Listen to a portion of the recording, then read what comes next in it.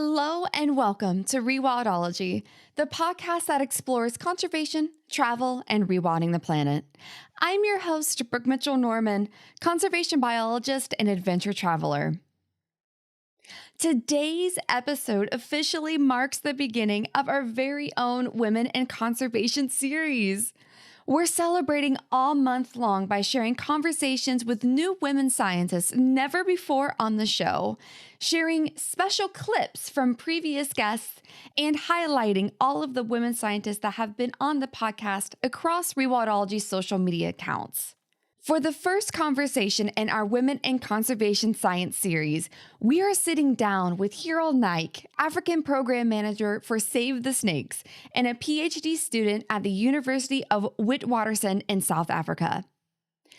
Hiral has been a natural explorer all of her life and spent her childhood exploring her Zimbabwean home and the country's famous national parks.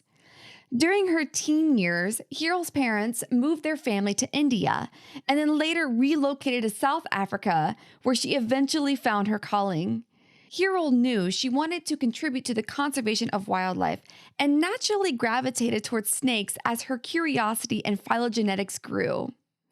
Through a series of life events, she began working for Save the Snakes to perform on-the-ground conservation work, while continuing on to her PhD studying the causes of snake bites and how to prevent them.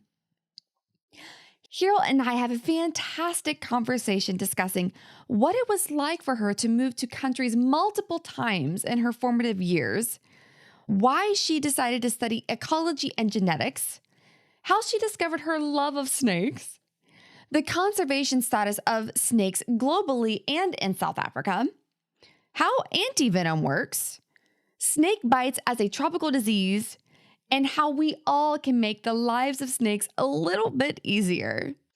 All right, everyone, please enjoy this conversation with Hiral.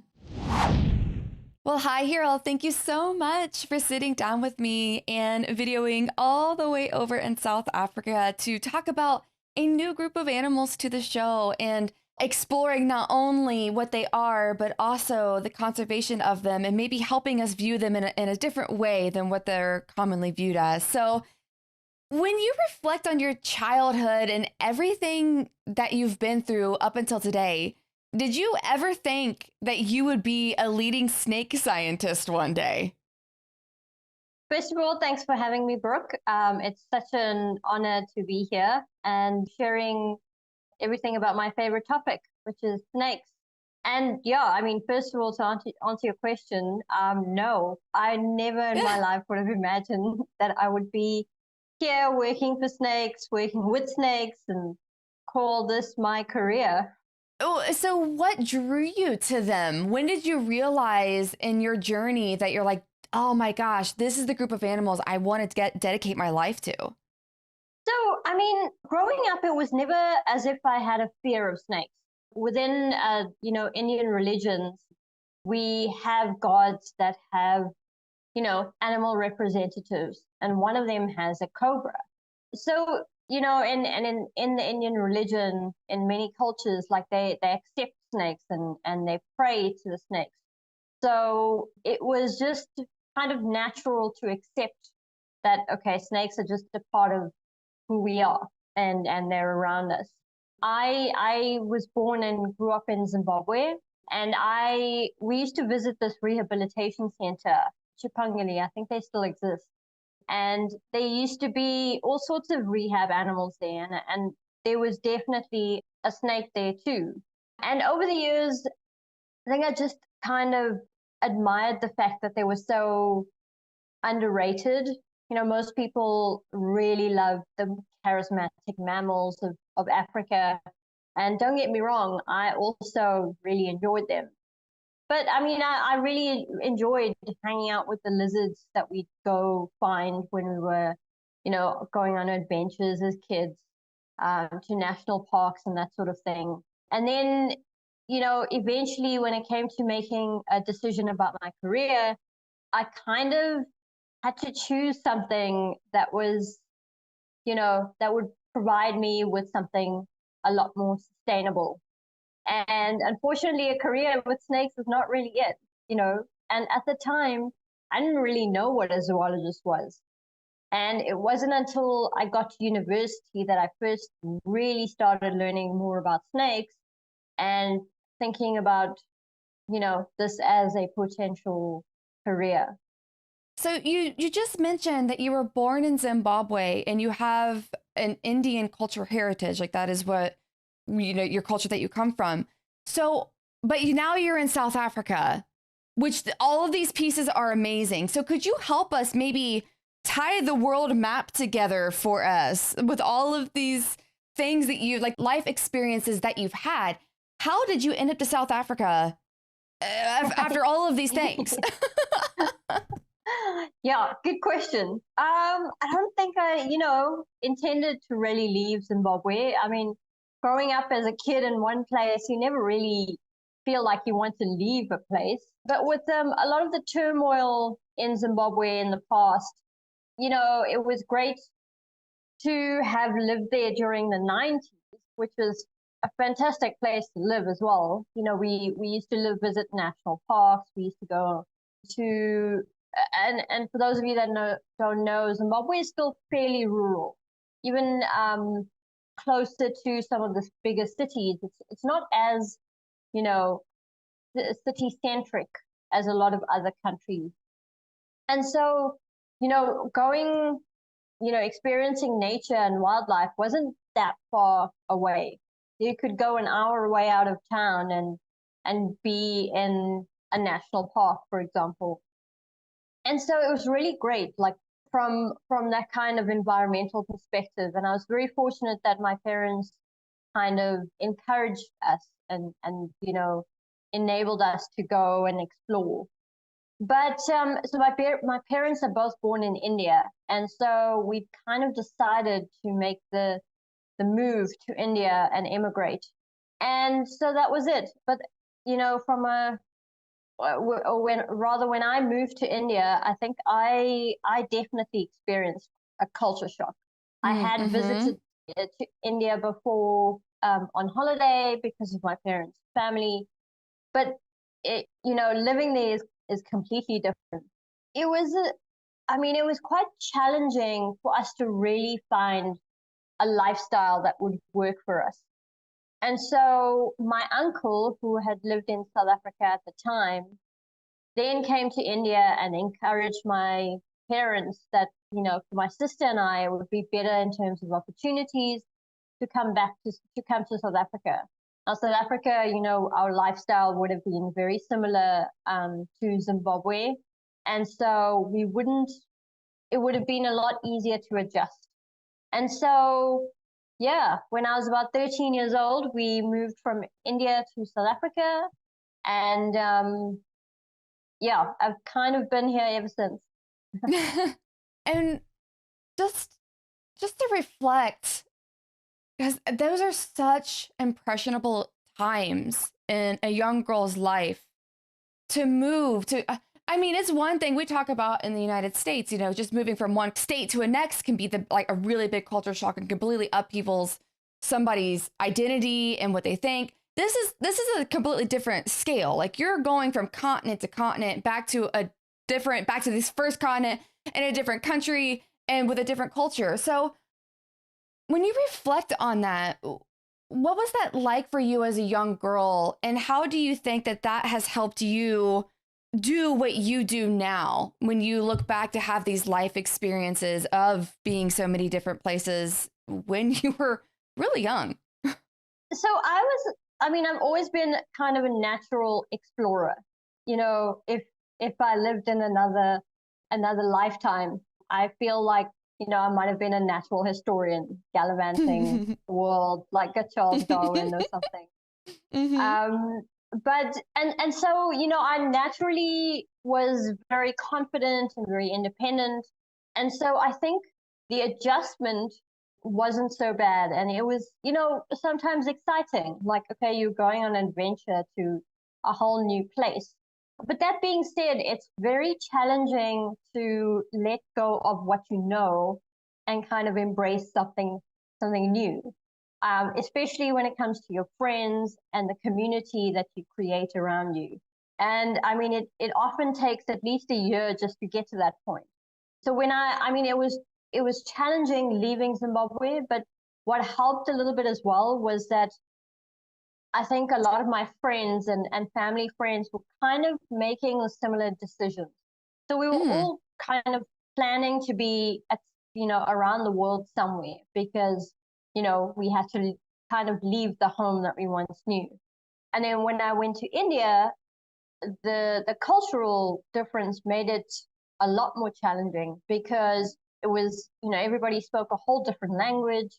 The school times were different. Like, what I had known as extracurricular activities didn't really exist. I mean, most people will know that in Asian culture, academics and education is very stringent. And, the parents will put a lot of pressure on their children to get good academic grades.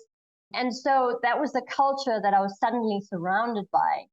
And I mean, I think for me, it became less about having my own balance and more kind of fitting in, which meant that there was a lot more pressure to now do well, learn a language that, I mean, I had known because my family spoke it. But besides that, yeah, it was completely shocking for me to just embrace it. And it took a long time. And I think, after I did adjust after a period of time, only to then be told that, we were moving again. Yeah. The explorer side of me was like, okay, cool, new adventure, I'm excited. But, I was now almost a teenager, and like the social dynamics I knew were going to be very, very different. And sure enough, when I came to South Africa, it kind of was because I was kind of in my last year of my primary school. And by that point, everybody has already made friends and close knit groups, before you go off into high school in South Africa.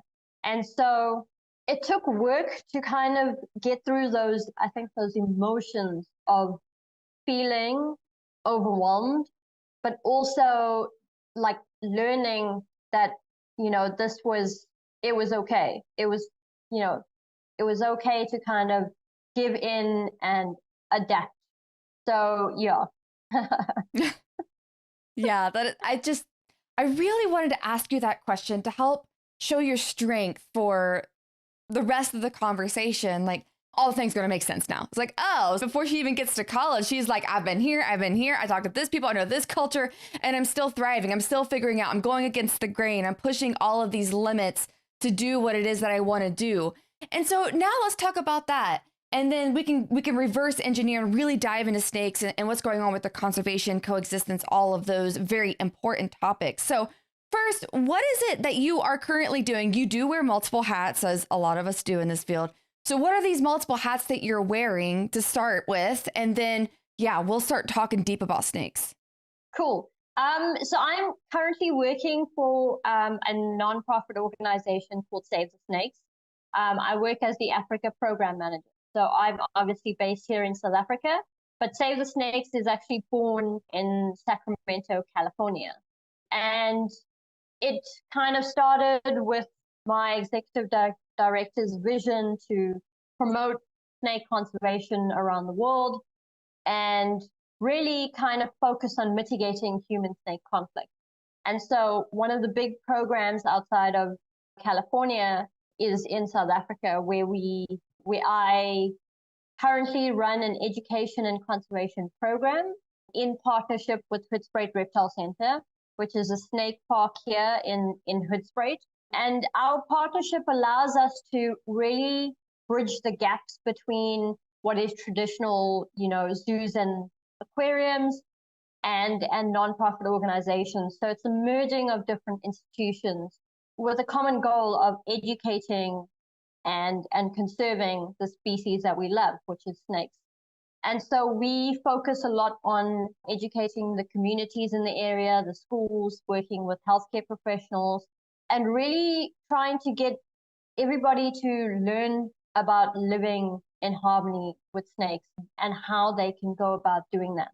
And first and foremost, it comes with, respecting snakes and learning that they have a place in the environment as well.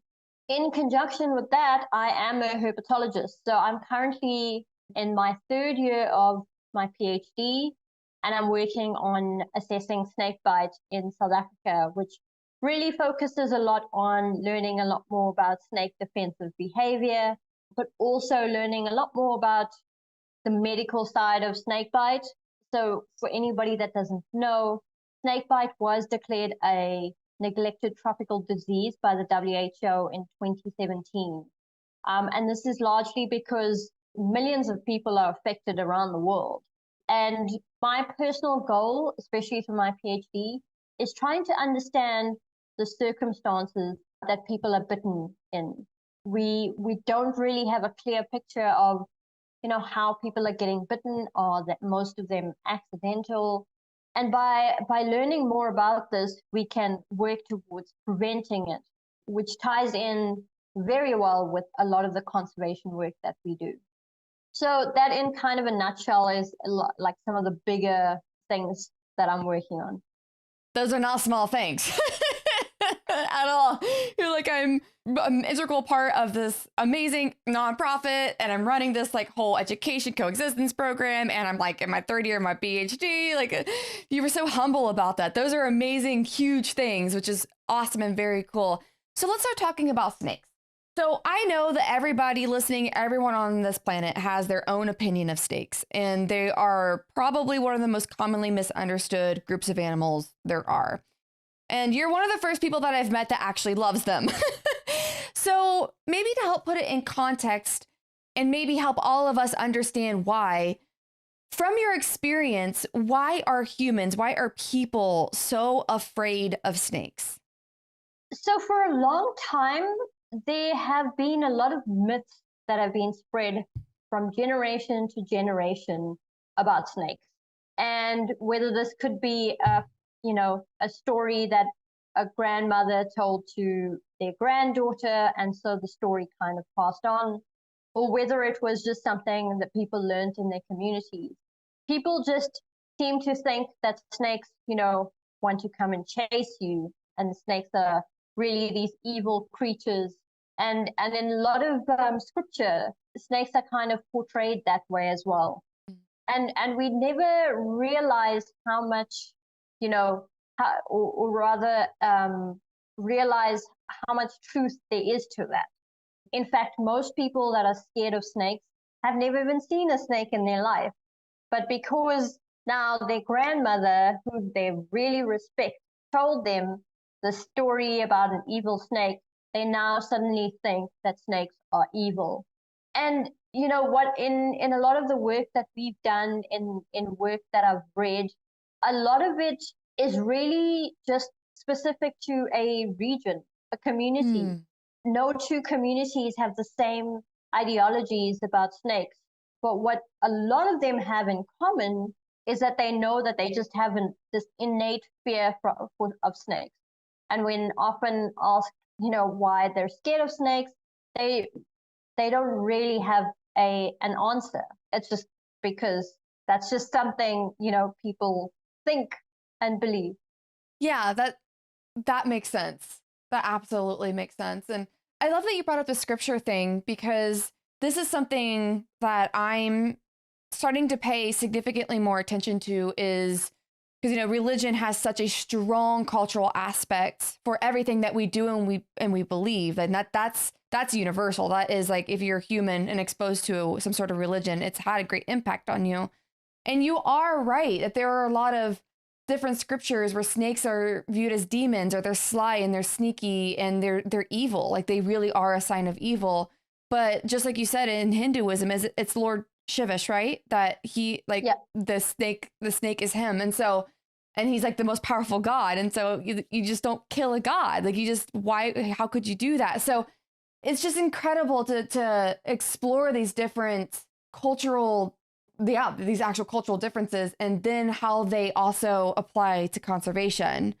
It's just fascinating. That was just more of a side tangent, because I've been doing, I'm currently working on something that is with a well-known big cat in a religion that is having a very strong part in their conservation. which you don't normally think that as scientists. They're like, oh, religion is somewhere over there. It's like, actually, no, it has a really big part in this. And if there's oral traditions that I'm sure that you are around all the time that you hear from the communities you work in, that has a big impact on whether or not a snake lives or dies. Like that's something that we need to know and we need to figure out, you know? So how do you exactly study animals that are really good at not being seen or found or giving you any sign that they're there? Like, how do you actually study snakes from someone who has no clue? That's a very good question. You have to find the hotspots. So, I mean, typically we've had experts in the field for a really long time. So every student coming in will find a field site that is quite popular for certain snake species. Obviously different regions, you find different snake species which are quite dominant. And so it rather becomes more about the question that you're trying to ask as a scientist. What are you trying to figure out about the species? Are you trying to figure out the movement behavior of certain species? To give you an example, my professor that really kind of inspired a lot of my interest in snakes and snake biology and evolution really became interested in the movement of puff adders, which are these fat little thick snakes that you find here in South Africa and most of other parts of Africa as well. But we're quite interested in, learning more about how such a slow-moving ambush foraging snake moves from place to place, how long it takes them to move. So that requires, different methodologies. So first of all, how are we going to track the snake? Well, we need transmitters, and the transmitters then need to be implanted in the snake. And then you have to track the snake.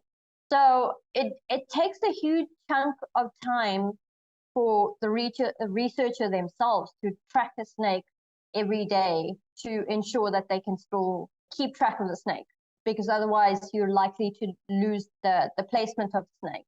It might be okay when you're tracking something like a slow-moving puff adder, but if you're tracking something like a fast-moving cobra, they can move large distances. So that's one example. The other example is some of the work that I'm doing with behavior. So with behavior, it's largely observational.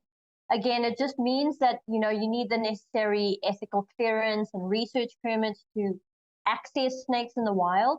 And then if you have a facility like Pittsburgh Reptile Center, you can bring them here, you can house them and create certain rooms or arenas or whatever kind of observational area that is required for whatever topic you're looking at.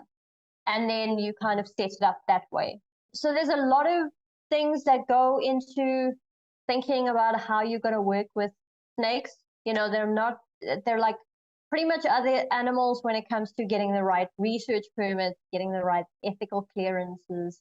But I will say that, when it comes to reptiles specifically, even from the research side, there isn't really a lot of interest, and there hasn't been as much of an interest. Obviously, when you're like me and you live in a country where mammals kind of take the preference in so many ways. That's pretty universal. I think pretty much everywhere mammals definitely went out over the herps, which is unfortunate. I mean, my big love happens to be a mammal, but we need to know and understand all of our species if we're going to properly save our biodiversity. Yeah, because I've just wondered about that. Snakes don't have necks, so you can't put a collar on it. They don't have legs, so you can't put an ankle bracelet around it. They slither in things, so you can't put a tag on it. So I'm like, how in the world do you actually study snakes to understand their biology and what they do, really, like what they do on a daily basis? Because it just seems that when we hear about snakes, it's not usually in a good way. Someone happens to stumble upon one because they're running, in Colorado, that's a really big thing with rattlesnakes, that runners might go out or dogs get taken quite often. So it's not really good that we hear good things about them when they're just living their life. They're not intentionally doing anything. So with that though, that brings up the next really important question, and that is their conservation. So how are our snakes doing maybe on a global scale? So overall, what's the trend happening with snakes? And then maybe let's also then zoom in on South Africa and maybe some of the species that you work with, and what are they experiencing, and how are they faring?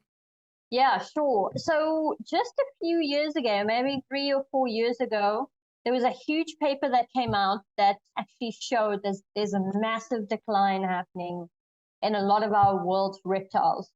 We know snakes to be quite resilient, and they are. There are a fair number of threatened species around the world, also because a lot of snakes are quite endemic to certain locations. So if they only occur on one island in the South Pacific or something, then they're immediately classed as threatened, and you have to try and figure out, is there some kind of decline? Are they threatened because the island is being deforested, or there's some kind of external environmental threat? On the whole, snakes are okay. Like I said, they are quite resilient. But the biggest challenge with snakes is that we actually don't know what's happening. So snakes are one of the most understudied species in the world. And as much as I mentioned that the fact that you can put a tracker in some snakes, they have to be big enough. And most snakes are actually like really, really tiny and super thin, which means that we have no way to really track what they're doing, how they're behaving, and what kind of threats they're facing. There's a lot of threats that are facing other species, like habitat transformation, urban development, just natural habitat loss, and human wildlife conflict are all affecting snakes as well. But we really have no idea the impact that they're having on the population numbers, because population numbers are not easy, or population studies are not necessarily that easy to be done. And so, when it comes down to South Africa specifically, we also, most of our snakes are classed as least concern by the IUCN. But the truth is, there are these small little pockets that are experiencing massive transformation. People that we speak to that have lived in a location will tell us that, even snake numbers are not what they used to be about 10 years ago. So the truth is that there is a decline happening. Whether that means that we need to start caring about it right now or in the future is up to us. And so someone like myself, as a snake conservationist, it's my duty to kind of prioritize that and say, okay, well, maybe they're not declining right now. But what happens when all the rhinos and elephants and giraffes of the world are gone? What species are we going to then, be looking after? And even if snakes are around then, we don't really know what numbers they're going to be around in. And so it means that we have to stop looking at it from a species-specific point of view and start protecting biodiversity as a whole. Oh, yes. Absolutely. Absolutely. And that's why I love that the field is starting to go towards more of like landscape scale conservation versus just species specific, for that exact reason, especially for the species that don't have near as much of a voice, the snakes and the frogs and the lizards and stuff. But if they happen to be in habitat that is prime with high biodiversity, then hopefully they will get the benefits from being there as well. So then, since you've now worked in this field for a while and you work a lot on the human dimension side of this as well, what are some of the most common causes of conflict that you're seeing? And then also, could you explore with me what are some of the ways that you're helping to mitigate that as well? So what's causing it, and then how are we fixing it? Trying to, at least. Sure. So when it comes to conflict, I think, the fear factor that people have does not make that easy at all, which means that instead of taking an approach that's aggressive and trying to change or just immediately ask people to change, we have to go with a very slow approach and, learn first why people are thinking about things the way that they're thinking, but also use an approach that encouraged, us as people that are passionate about snakes to be passionate about them in the first place. And then take that and encourage people to learn more about actually snakes are quite fascinating animals. They're really important in the ecosystem because they feed on rats and mice, which are often pests, especially in a lot of rural communities and farms and things. But at the same time, they're also food to other animals like birds and mammals, even other snakes. Usually seeing that kind of role encourages people to see snakes as kind of every other animal. And we often, one of the really interesting ones that we also encourage people to think about is that snake venom is actually used to create medicine for cancer, medicine for blood pressure. And so we use a lot of snake biology and snake facts to encourage people to really become interested in learning more about snakes. So it's not even that, people have to just stop killing snakes. One of the first things that's going to shift that, is interest. So it's interest versus ignorance. So if you're ignorant, you will kill an animal. If you're interested, you're now going to be curious. And, what we encourage is to leave the snake alone. And so they will leave the snake alone. And so it's quite an intricate balance that we often kind of play with, because it's, we all know that humans are quite dynamic people, and everybody thinks differently. So we have to tread quite lightly when we're dealing with different people. Some people absolutely love kind of education we do. They're very receptive, and we can get through to them a lot easier than others. But we've learned that, building relationships is really important. So instead of just sitting back and saying, okay, well, if you don't like it, then tough. The next time you kill a snake, we're going to try and, I don't know, kind of harm you in any way. It's more about, okay, well, why do you see it this way? Please, if you feel like you want to kill the snake, please don't kill the snake. There are people around that would like to help the snake and, release it back into the environment where it belongs. And so it really is quite a dynamic approach. And even when it comes to the conflict, it really depends on the situation.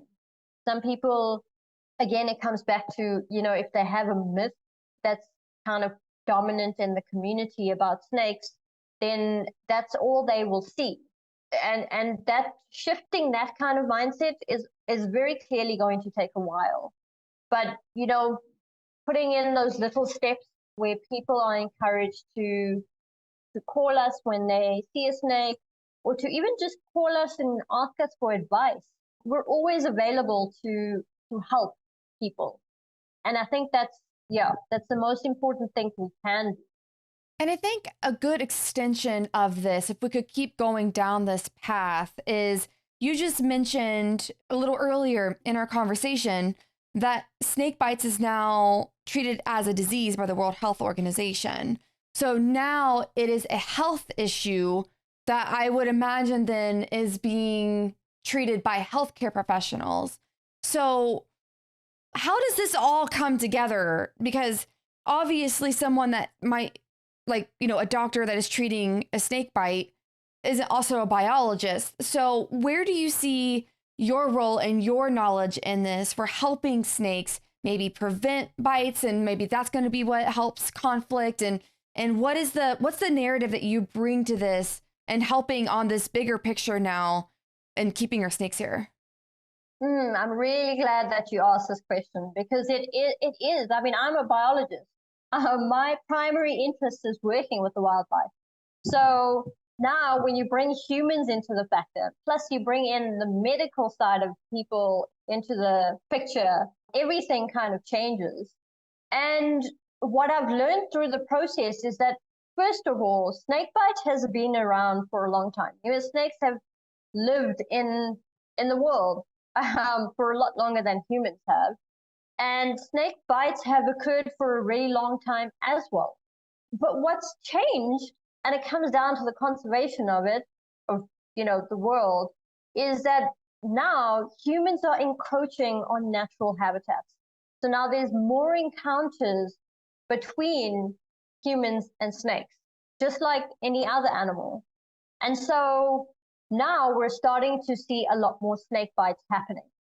But snake bite as a medical or within the medical world is not even really taught to medical students.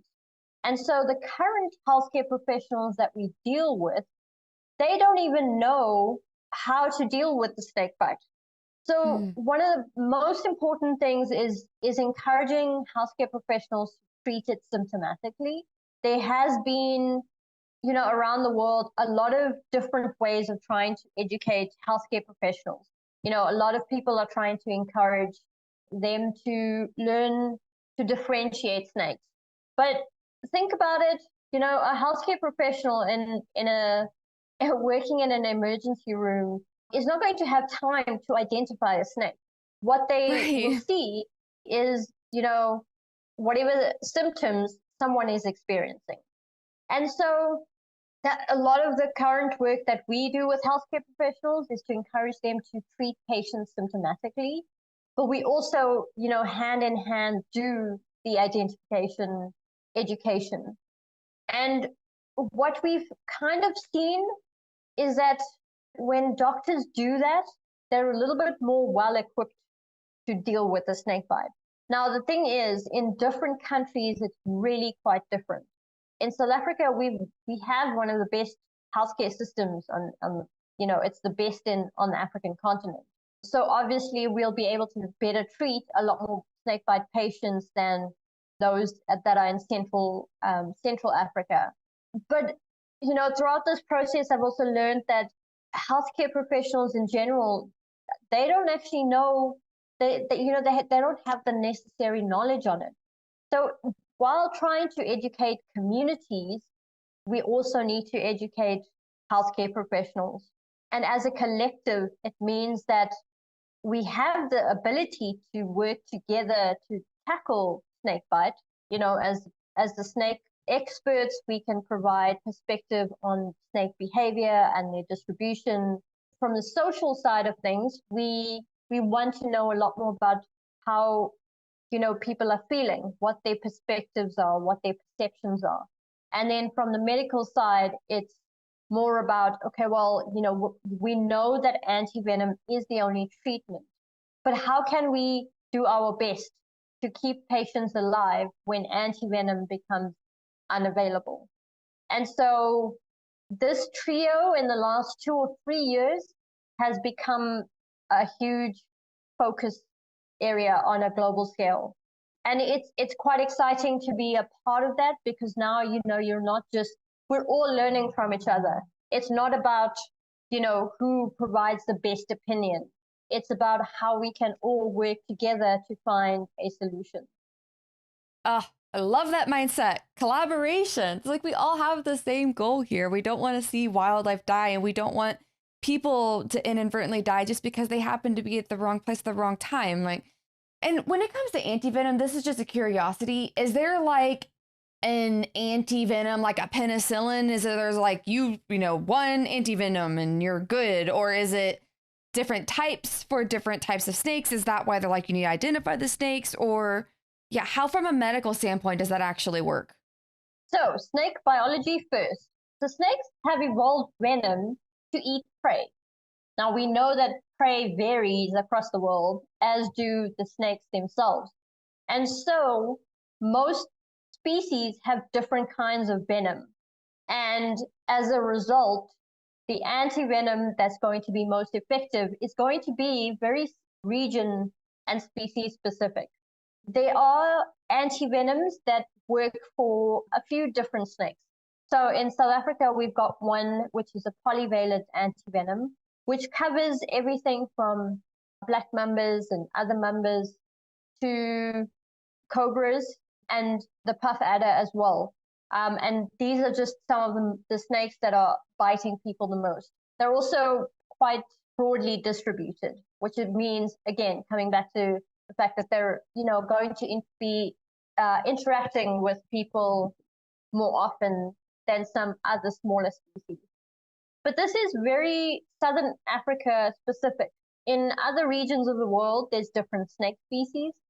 And so one of the biggest challenges that has existed in the last couple of years is the fact that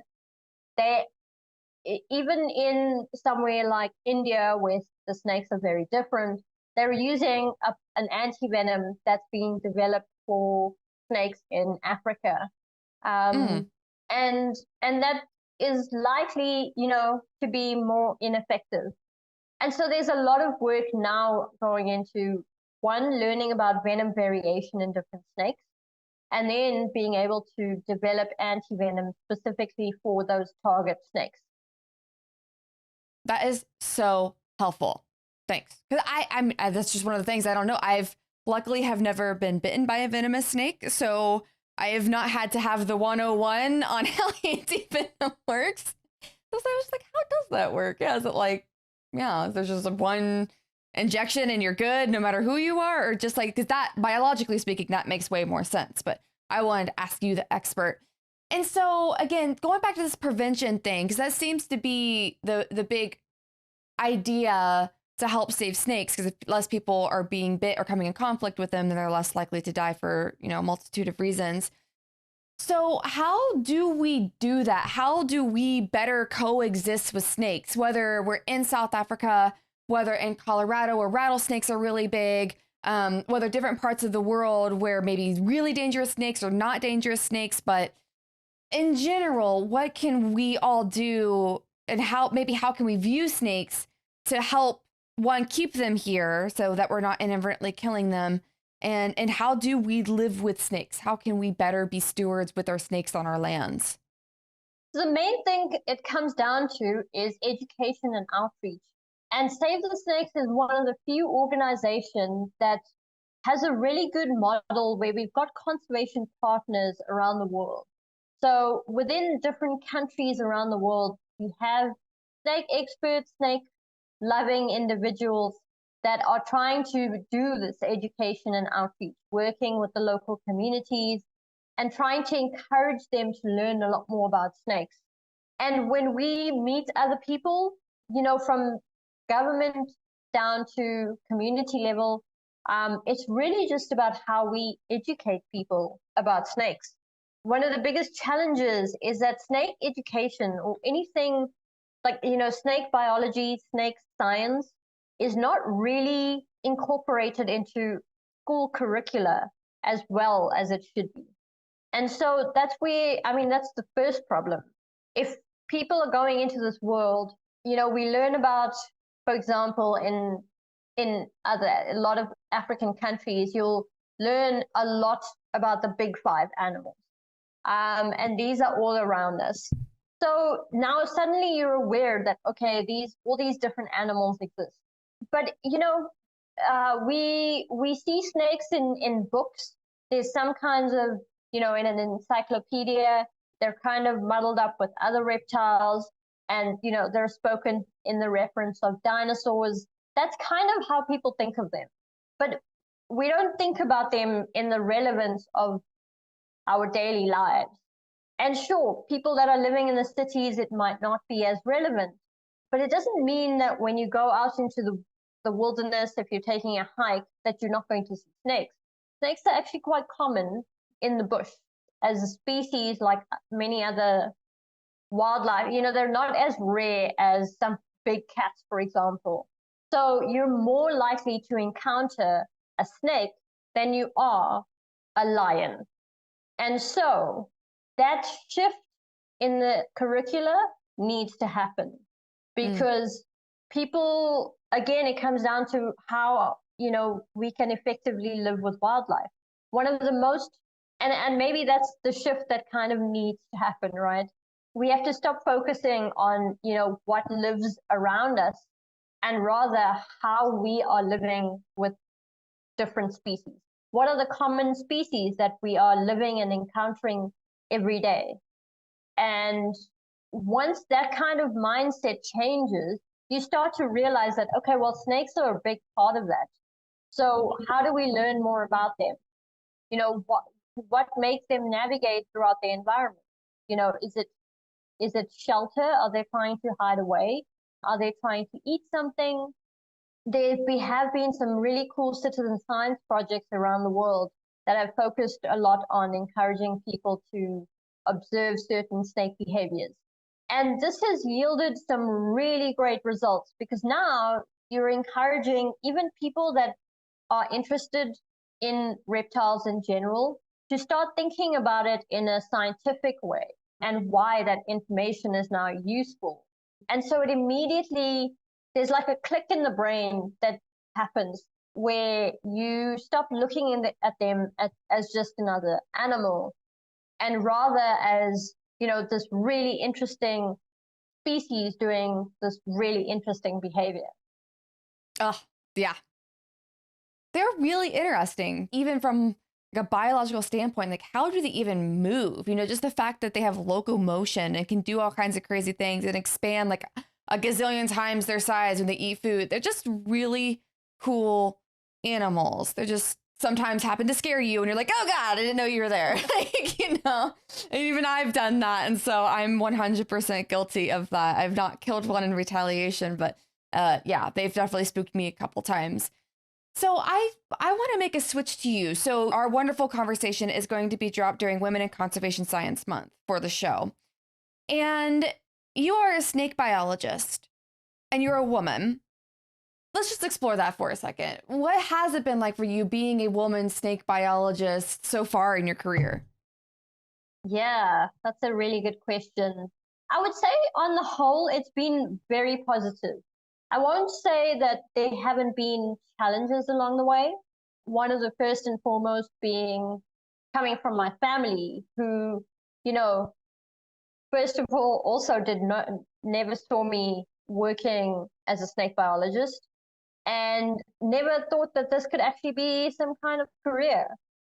I mean, where I am today, they're really proud of the fact that, I've got to where I am. And again, it comes down to my tenacious personality to try and do something. I have always been very ambitious. And I think that's assisted me a lot in being a woman in this field, because it is very, very male dominated. I mean, it's quite evident on a international scale, but very much so in a South African context. And even in a South African context, there aren't any female snake biologists that I could have looked up to and said, oh, okay, well, that's the kind of thing I wanted to do. And so you kind of work with whatever you have around you. I was never criticized or put down and to say that, okay, well, I could never do this as a career, or that I'm incapable. And I think coming from an academic and research background, it was more about, okay, well, what kind of science can you do? Which adds a little bit more pressure, because now you're thinking, okay, the academic world, there are so many existing pressures, and now you're a female and you're a snake biologist. You have, I have had, even now, there's so many other male colleagues of mine that are doing some incredible work. And there's a competitive nature that starts to become quite dominant, because, and certain feelings, because you don't like it. You have challenges with imposter syndrome. You feel like you're never quite going to get to that point as some of the other researchers. But I've been so fortunate to come into this field at a time where conservation as a whole is experiencing this shift, where we are now empowering women. And that really helps a lot of people that are working as individuals in male-dominated fields to feel like they've got a place and a community that they can reach out to if they need it. Because it means that you're looking up to women that even if they're an astrobiologist and they're a woman, they're doing something in their field. So it might not necessarily be snakes, but it's something that you can look up to. And that mindset does take a shift, because now you're able to go after certain or make certain goals and go after them. And so it's been exciting to be able to be a woman in this field and being accepted, because it's more about, okay, well, these are all the amazing things you're doing. And you're doing it even as a woman and as someone that works in a very male-dominated world. I've also been very fortunate to meet a lot of, male herpetologists that have also been really encouraging and supportive. They see women as their equals. And I think within my generation now too, there are a lot more men that are seeing women as equals. We don't live in a generation now where, there is this hierarchy. We are all equals. We're all working towards the same goals. We can all share the, ideas, and acknowledgement of the fact that, okay, well, we can both, as men and women, provide different perspectives and come to, solutions for whatever the problems are. Yes, that was fantastic. I could not agree more. Some of the most important people in my life that have completely changed the trajectory of my career were men in this field. And so I'm so glad to also hear that you've also had similar experiences where there's, with the next big wave coming up in conservation, aka, our generation, that there is a change, and it's fantastic to see, and it's so encouraging. And so I like to encourage everyone, my ladies in the field and also my men and anybody who wants to call themselves something in between. It's beautiful, and we all need every single voice if we are to actually reach these really tough goals that we have for saving our biodiversity and just conserving our natural spaces. And so on that, I really do love your perspective. What advice would you like to give specifically to other women in this field, and then maybe expand that in general to anybody that's listening? So if we want to give both, what would those be? First of all, I like to say that no dream is too big, but build up to those dreams step by step. And I think you can really get anything you want if you put your mind to it. And don't be afraid to reach out.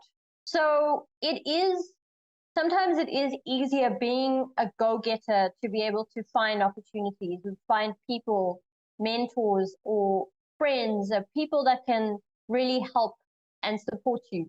I know there are so many others that might not be so confident in being able to do that. And in those situations, I think technology plays a huge role in being able to access resources from around the world. There are multiple different websites and platforms that really encourage women to be a part of the network and a community that is able to offer advice or assistance. And along with that is you accept that, but find what works for you within that. Just because something worked for someone else, it doesn't necessarily mean that it's going to work for you. And so play around with it. It's okay. There's no right answer. We're all on a journey where we're trying to figure things out. It's, that's life. We're constantly trying to figure it out. Nobody is at a point where, they know it all. We all have challenges. We all have those days where we just don't feel motivated.